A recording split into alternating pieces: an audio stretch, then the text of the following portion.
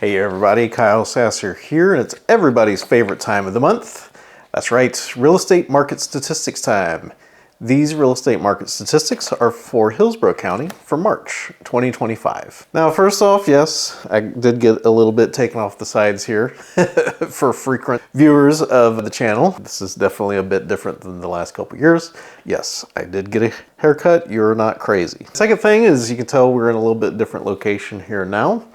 We don't have the normal blue walls. This is actually the downstairs of my house. Normally the studio is set up upstairs, and basically the wife and I got discussing it, and we moved the office to the other room, but the studio has not been fully set up there yet. It's a little fun to record things in different locations. I'll probably be bopping around the area just recording from some different locations here. And we do have the dog over here on the couch staring at me while I'm doing these videos. But enough about that. Let's talk about these real estate market statistics. So these market statistics are based on year over year, not month to month. So we are comparing February 2025 to February 2024. Why do we do that? Well, the 12 months of a calendar year has a natural ebb and flow where some months houses sell a little bit more strongly and other times maybe there's not as many listings. Typically that kind of follows the school schedule as well as, wintertime, just not as much is happening compared to the summertime. So we compare year over year versus month to month so that we can get a little bit better picture of what's going on in the market. The other thing you might notice is we're in March 2025 when you're watching this or when this is released. And you might be wondering why we're looking at February numbers. And that's just because a month is really the best time frame to look at statistics. A week is honestly too short. You can hit a stretch of bad weather, especially, which is just going to throw everything out of whack. And a day is way too short if you're looking at dailies. So month to month is really about the smallest grouping of stats that you can look at. Comparing year to year is about the only way to get any meaningful data out of real estate statistics. It's just the nature of the real estate market. So if you remember back to your math class, so we have average and median prices. So average is pretty, I'm sure everybody knows what that is. Let's say you have 5 homes. You add up the price of what those 5 homes sold for, divided by 5, that gives you the average price. Median sales price is a little different though. So what we do with median sales price is we take, say, 100 homes, and the median price is the point at which there's an equal number of homes above that point as well as below that point. So it provides more of the true midpoint of the market. And compared to average sales price, it is not pulled around or it's not impacted as much if there is a larger number of, so the average sales price can move around a lot if there's a lot of very expensive homes that sell. However, median sales price doesn't move around quite that much. So let's say that a $15 million beach home sells, well, that's really going to move the average sales price up, but that one sale isn't going to have a lot of impact on the median sales price. So let's dive into these Hillsborough County statistics. Total number of closed sales was down 9.5% from 1,153 homes to 1,044 homes. Cash sales was down 2.6% from 267 to 260. Not a big shift there. Median sales price held pretty much steady compared to last year. It was down 0.2% at $420,000. Average sales price was up 4.6% from $529,000 to $553,000. Median percentage of original list price was down 0.4% from 96.3% to 95.9%. What that is what percentage of the original asking price did the house eventually sell for? And we're down to 95.9%. Median time to contracts hanging out at about 32 days. That is still very much seller's market territory. And total number of new listings is 1,660 homes, which is a decrease of 3.7%. Active inventory is up 31.8% to 4,132. And foreclosures and short sales, the doom and gloom section, foreclosures are down 44.4%. to 5, and short sales, we had a total of 2, so not a major impact on the market there. Now, I do like to look at the different price points because a $1 million house usually sells for a little bit different time frame than, say, a $300,000 or $400,000 house. There was a lot more homes sold below the $250,000 mark and a bit fewer homes above that price point. So like 200 to 250, there was 41.4% increase, total of 41, 57% increase for 150 to 200,000. which left us with 22 homes sold. But then 250 to 300,000 went down 13.4% to 58 homes. 300 to 400,000 decreased 14% to 323 homes. And that's where the bulk of the market is at, that 300 to 600 number. Now, a lot of that's going to be because of flood damaged homes. So you have to take some of that with a grain of salt. You know, there's a number of $100,000 to $150,000 homes went up 225,000. It's not necessarily because we built a bunch of new $150,000 homes. It's flood damaged homes or people that are selling their homes at a significant discount getting out is what I read that as. Median time to contract is kind of interesting because there is a major split. So like 200 to 250 was 10 days on market, 150 to 200,000 was 9 days on market. But then above that, 250 to 300 was 56 days. That's a 36% increase. 300 to 400 was 46 days.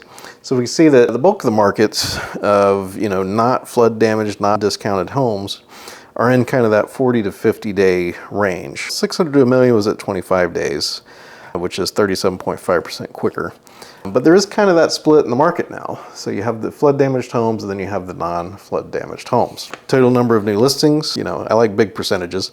So 50 to 100,000 was up 200%. There was a total of 3 new listings. 200 to 250 was up 130%, total of 46. 250 to 300 held steady at 90. 300 to 400,000 was down 16.5% to 415. 400 to 600 was down 11.8% to 576. Now, the interesting thing is St. Pete and Pinellas kind of has the inverse there. The number of new listings is kind of up across the board in Pinellas County, but here, the meat of the market, which is at 300 to 600 price point, we had fewer homes for sale, which is interesting. That's definitely something I'd want to keep an eye on. And then if we look at total inventory by current price, everything's up across the board. Again, I'll throw out some big numbers here. So 100 to 150,000 is up 500%, total of 6. 150 to 200,000 was up 31% to 29. I'll move to the meat of the market here. So 300 to 400,000 was up 34.8% to 1,074. 400 to 600,000 was up 20.3% to 1,446. 600 to a million was up 35.9% to 784. And a million or more was up 38.3% to 534 homes sold. So those are the real estate market statistics for Hillsborough County. So what can we make of these stats and numbers? Well, median sales price has not moved that much. We're at where we were at last year for median sales price. We're right at 420,000. Throughout 2024, median sales price bounced between 420 and 435. Hillsborough County is still hanging around in that same price category, despite having 2 hurricanes come through the area. So that tells me that demand is still pretty strong. Hillsborough County was not impacted as much as Pinellas County. So Pinellas County, it's a little clearer to see the vast number of flood damaged homes out on the beaches or Shore Acres or Riviera Bay, more the usual suspects, as I call them. You know, you can clearly see where a lot of those, and if you look through the listings, you'll see like all the walls are torn out up to 4 feet. Those are cash only purchases. Median home price in Pinellas County looks like it's taken a big chunk out of it. But you have to remember that those are cash only purchases. You cannot finance a flood damaged home. So the market is effectively split. You have the flood damaged homes, which are cash only, and then you have everything else, which people that need a mortgage to purchase, those prices seem to be holding pretty steady still. Hillsborough County, again, median sales price has been hanging around about the same spot.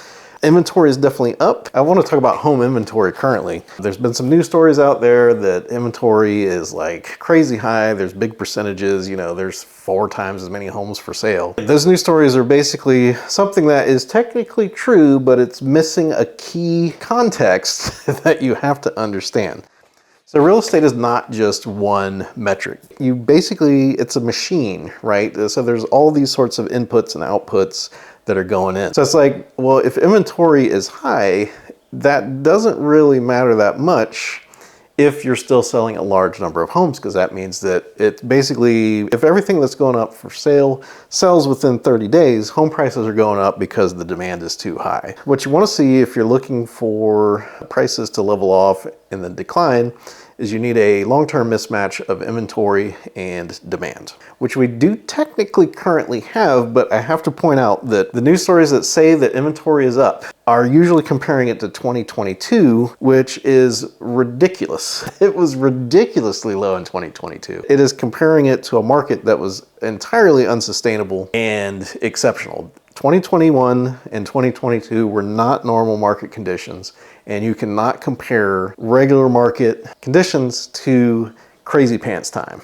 I remember there was a period of time in like the early 2000s where beer hops were astronomically priced because supply was so low, and you can't use that data to try to arrive at what, you know, beer hops and beer should cost today, because the market is completely different. That was a record low point and completely unrelated to the current market. So yes, there are 3,000 or 4,000 homes for sale.